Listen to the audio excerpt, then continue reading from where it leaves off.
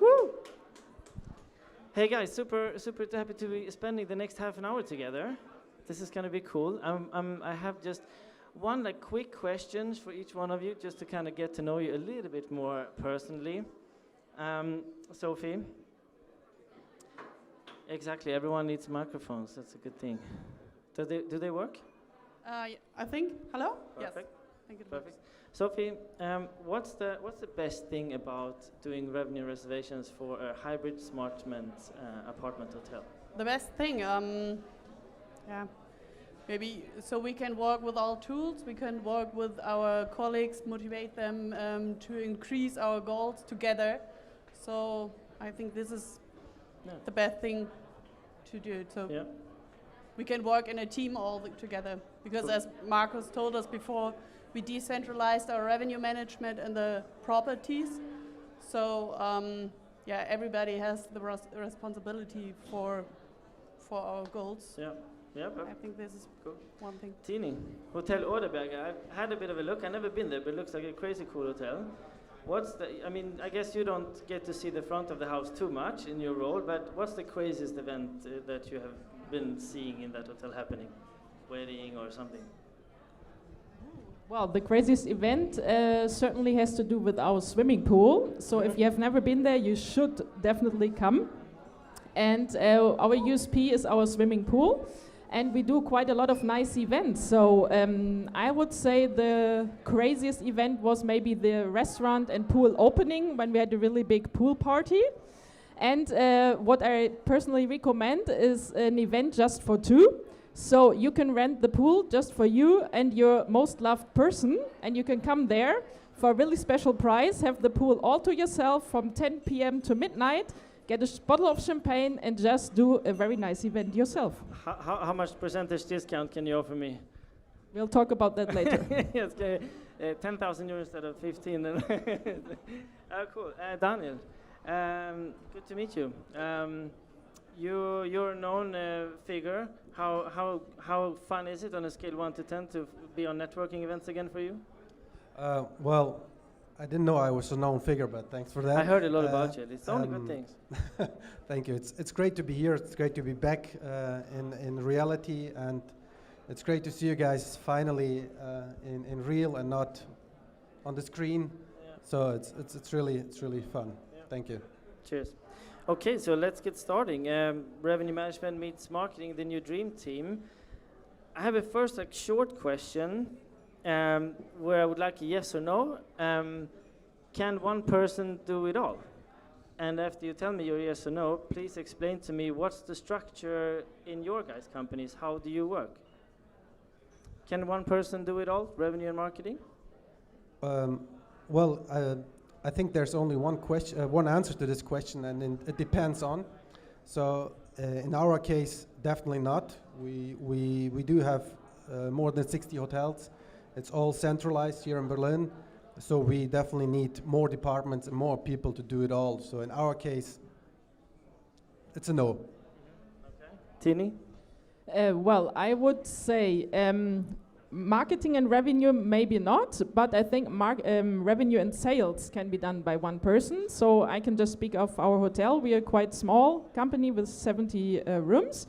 And I am actually sales and revenue manager, so I also do marketing, of course. And I think it's really cool to be like just one person. I just have to ask myself if I want to do a campaign or something, so I can really decide a lot faster. And of course, I will get back to the general manager of the hotel, but I think I can act a lot faster than maybe a general manager from a big hotel chain who has to ask the deputy and many more people. So you can take really fast actions, and you can act on prices, you can act on availability, and I would say definitely yes, it can be done in one person. Of course, I don't have the specific knowledge about like SEO and everything like this, but I think sales and revenue can be done by one person. I don't know what you're saying, Sophie? So I would say actually no, because we have, as Marcus told us before, and I said, we have a decentralized, and for us it depends on our colleagues and the team. We have the revenue management is sales, is yielding, is the operations actually also. So the marketing part. So we need to get a solution for all of us and have to talk, and a lot of discussion with our colleagues. I think maybe for you too, especially sales and yielding is always a lot of discussion, but it's a lot of fun and development there. Yeah.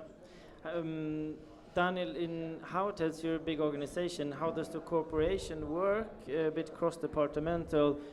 Who kind of identifies a need for something and who sets it into action? And how is that collaboration and communication going from A to Z?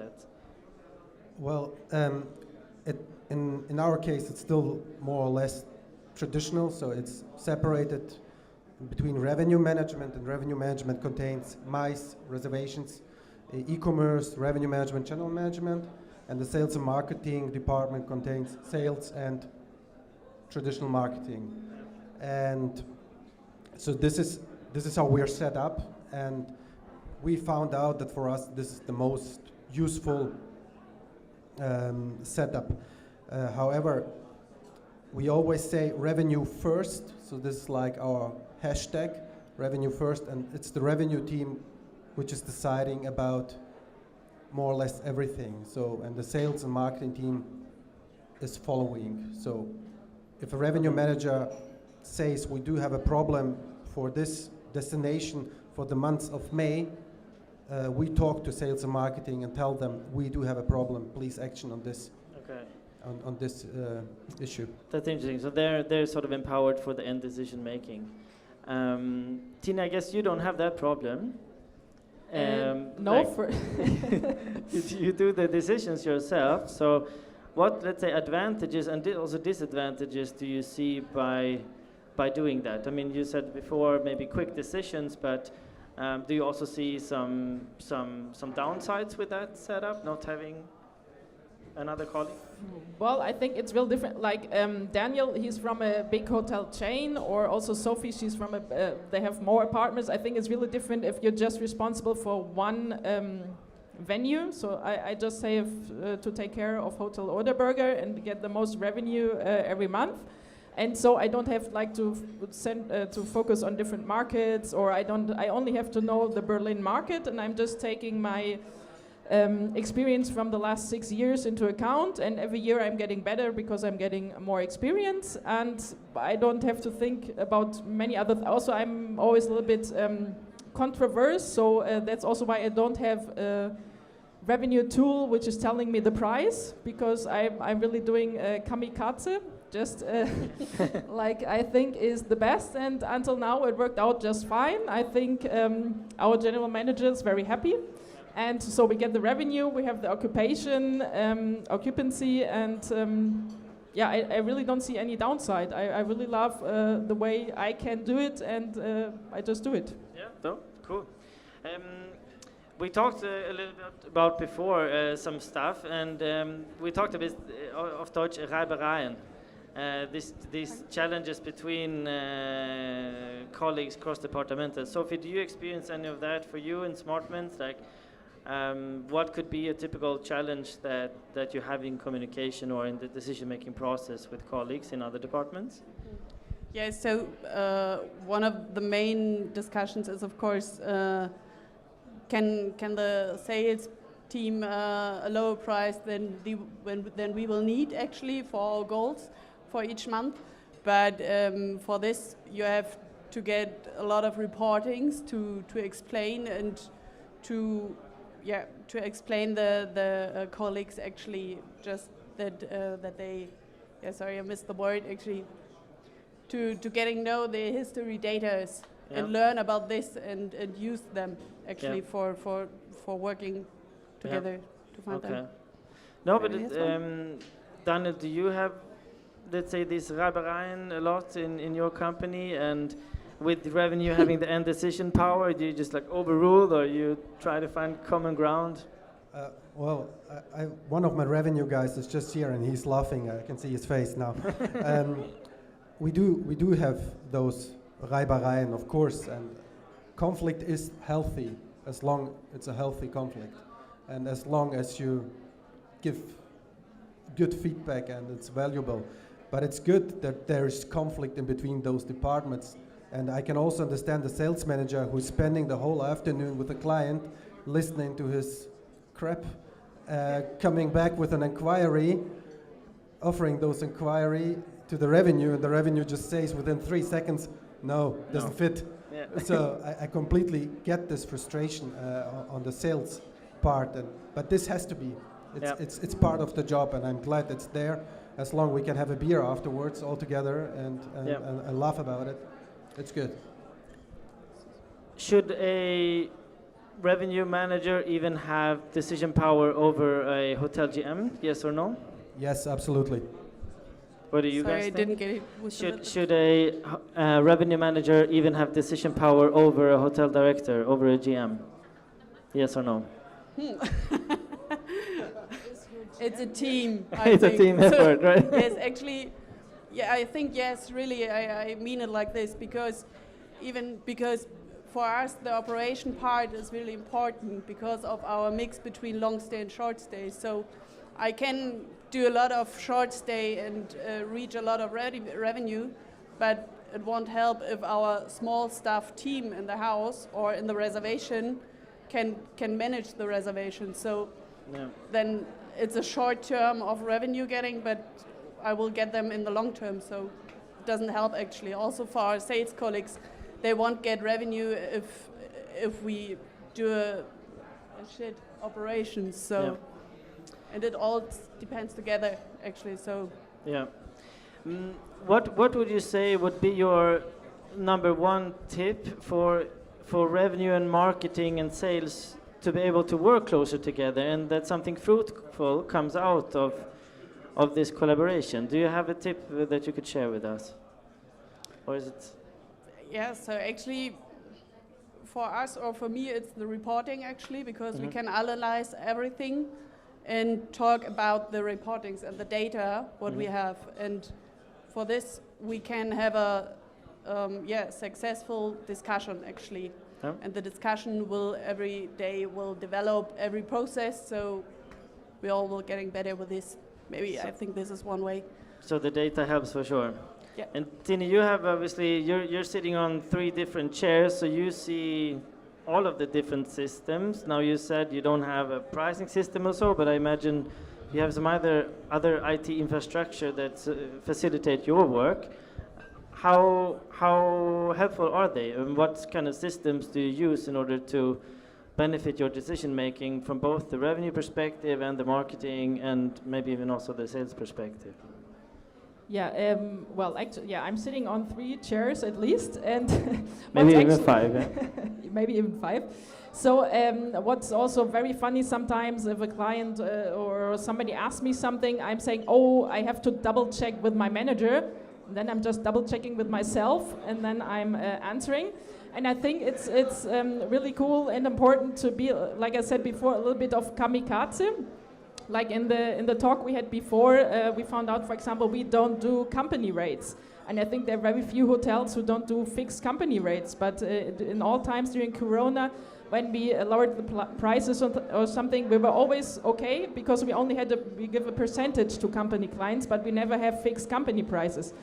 And also other things, what I don't do, or maybe the GM asks me to do, and then I say maybe we can try a little different way. To get back to your last question, I think the revenue manager should have a lot to say in the whole thing about the prices, about the sales, about the marketing. I think it's very important, because at the end of the day, what counts is to get as much revenue as possible. That's what the revenue manager wants, that's what the GM wants, so they're on the same side, and there's just different ways to do it. And of course our IT helps us a lot. So I'm allowed to drop names, right? I think so. Okay, so For I'll drop the most important one. We changed to Muse PMS 2 years ago, and that was really like getting from the Middle Age to the 21st century, because, thank you. There was a Muse. To be politically correct, there are also other systems that can do that. And well, thanks to changing to Muse, we can add different systems that also do revenue. Like we added a voucher card, which is a really cool voucher tool, and we get a lot of revenue from that. Or like Upsell Guru, we get revenue on upsells. And Revinate, we get revenues with extra. So there's a lot of things where you can get extra revenue. So that's the revenue manager has a lot to do with choosing the new tools. Yeah. I think it's a big role also in the IT selection. Yeah, cool. Daniel, question to you. Does marketing, sales, and revenue have the same goal at the end of the day? Or if they don't, how could we get there? Or should we even get there? I think we all have the same goals. So we all want to be successful, and we all want to deliver as much as revenue as possible within our company. However, I think that the approach is sometimes different, and especially for the salespeople, I do understand that it's a really hard job to convince the customer to pay a higher rate than he used to pay like before Corona. Mm-hmm. So, and then the sales manager comes back to the revenue department saying, well, the customer is not accepting the rates, we are too expensive, we're going to lose the customer. Mm-hmm. So the sales guy is sitting in between those chairs. Yeah. And I think he wants all to the same goal, but he needs to be taught how to get there. Yeah. And how to convince the customer. Yeah. Yeah, I sometimes feel you go into hotels and maybe say, actually the goal is a bit less corporate business or less old school agency business, but still maybe a sales team is only measured on volume, and then it's a question of how do you align goals, bonus targets, etc., to really work in the same direction. Sophie, is that something you try to do in Smartments within the organization, or are the goals kind of spread out and people running in different directions, or do you feel that you as a team, you're aligned in your way forward? So we're always trying it, I think. So actually, especially with that thing that we're getting them all the data, that they can all see all data for us, which is important for the segment mix, actually, for short, medium, long stand, that they can see it, so they understood our problems that we need, or that we have enough long stay actually, and we don't need more long stay companies, or that we can't have more long stay companies. So this is the important thing, and I think we are on a good way, hopefully. So yeah, so it's good then that you can align around such a goal and say, okay, that's enough long stay. Now let's go for short mid stay to fill the rest. So everybody of our colleagues are explain or understood our problems in the GM or in the revenue management part, that we need to get the better ADR, what we want to get with a lower rate. So they try to get it all with our data. Yeah, cool. I see it's very full here on the chairs around, and it's quite quiet as well, so I hope we're delivering interesting content here on stage, but therefore I'm also expecting maybe we have one or two questions from the audience. Is there anyone that would like to ask anything to us based on the themes? Someone brave? No, maybe it comes. Maybe it comes. Oh, yeah, here we go. Look, wait, hang on a second. Who are you? Verena, hi. Hello, Verena. What's your question? My question is, since we're talking about revenue and marketing, how do you feel about email marketing, and how important is the part campaigns play in your mix? A sip and then perfect. Good question. Do you want to direct it to someone specific, or basically everyone maybe in the round? We work together, so I know her answer, but I would be interested to hear the chain's answers. Perfect. Okay. Thank you. Wow, thank you. So, sorry, I'm not sure if I got the question right. So you were asking about email marketing. How is your process when you design campaigns between revenue and marketing? Okay. How do you set the goals of who to address and everything? Okay, so we do have weekly calls with our regional revenues, and with myself and the marketing team. It's every Tuesday, and we talk about need properties. So we say, I don't know, it's Munich where we need more business.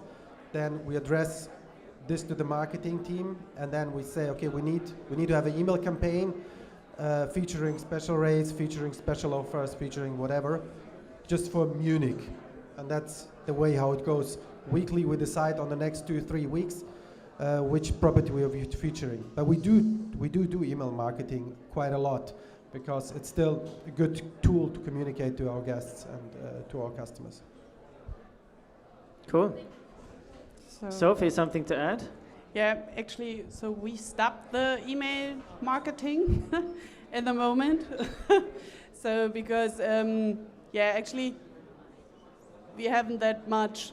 Actually, it was also a staff problem, maybe a bit, because we haven't enough time to manage the datas. Actually, the datas, the guest datas. But we do a lot of marketing with Google Affiliate and something like this, because also actually with also with the newsletter part, because we say, okay, we have something like Eastern in Munich or Eastern in Vienna or something like this, and we do affiliate marketing to get more different guests actually, because we are not allowed to buy more data so that we can talk to. So this is for us a better way actually to reach them. Perfect. Thank you, Sophie, for shedding light on that. Did you get a good answer? Perfect. We have another question from the audience. So I have a question connected to the first one regarding your strategy in order to get more direct booking. Strategy for more direct bookings. That's right, yeah. Do you have something, what's your strategy for more direct bookings, and both from a revenue and marketing perspective? Well, I can start if you don't mind. We do have loyalty rates which are always cheaper than OTA rates, always, per default. That's managed by our revenue management system, and it's automatically set up. We are, of course, doing all kind of PPC marketing, SEO marketing, everything what's around there, featuring those rates. We have dedicated newsletter campaigns only for direct customers, where only those rates are accessible for them and for no one else. What else? We do have an app where we offer a better price on the app. If you download the app, it's, of course you would question yourself, why would you offer a better rate on the app? But it's about getting those downloads, about getting the guest data, and that's where we say, yeah, well, we are fine offering extra discount there because we can get these data. So that's sort of things we are doing. Yeah, I would Tini? add on this. We also have always cheaper rates on our website than on all the other OTAs. And that's, I think, the most important thing of all. No matter what the OTAs tell you, you just have to stay strong and kamikaze, I say it again. And you just do your own rates on your own website, of course, the best ones. And then also we How much lower, if I may ask? so we discount actually the price of the commission. So we get the same rate from the guest, and the guest pays less if he pays with us directly, of course. And we don't lose anything with the OTAs. And also the room types, we have 11 room types, which is quite a lot, and on the OTAs we only offer 3 or 4, and the other rooms can only be booked online. Also, like Daniel said, some rates, it's also important, and then some extras like, if possible, the early check-in, late check-out, or special extras.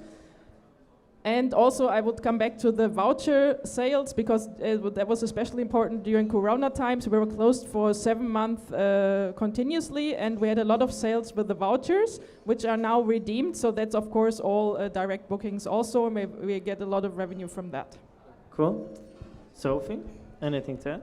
Yeah, maybe so. Actually, I agree with you, but we do it also in the long-term business. We do it like this, that we have sometimes lower offers on the long-term bookers, or also on booking.com, for example, or HRS.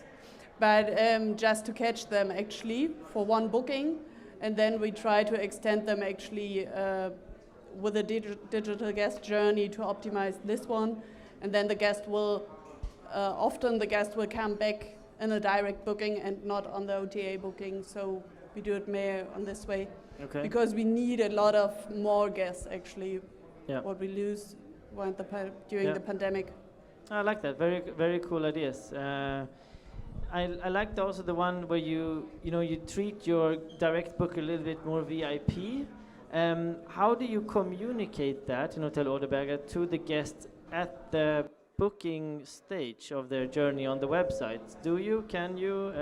Yeah, we have a pop-up on the website which pops up even before you start the booking process, so you can already have this. And also in the booking process in Muse, there's like a button where you can put the OTA prices as example. So every time you book, you see what you would pay when you book with the OTA. So that also helps. Okay. Yeah, cool.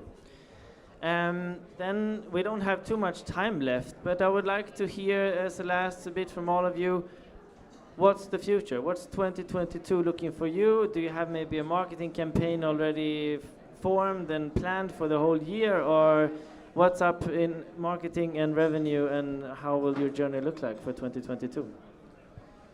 Well, 2022 looks very promising so far. So the bookings we're receiving are quite solid, and we are very optimistic. And the future or the plan for 2022 is just to raise them rates, because we can't afford lower rates with the increased costs we are facing. It's just about and everything. Yeah, it's just about pushing rates from April onwards. Good. Sounds like a good revenue model. Money, money, money, profit. Yeah. Okay, Tini. Our 2022 already looks quite good. So our occupancy also in January and February was really good. Like in February we had also 80%, which was quite good for Berlin market. And we have many sell-out dates already. And so for me as a revenue manager, it's just taking the price higher and higher. And I'm sometimes thinking already, oh my God, can I really put this price? And yeah, I just do it. So. And then we will see the end of the revenue at the end of the year, but it looks really promising. Very good. I wish all the best. Sophie. Yeah, I can completely agree with Tini and you. So actually in Berlin we have, since the same occupancy from 2019, we have the much higher revenue in that moment. So it's really good in the development, but our challenge is that we have to motivate our colleagues in the offices and in the houses to get more revenue actually by themselves, so that they are all sales manager actually in the private stuff and in the business stuff. So Get the motivation going in the hotels. And very cool. Hey guys, this was lovely. Thank you so much. Thank you. Thank you to the audience.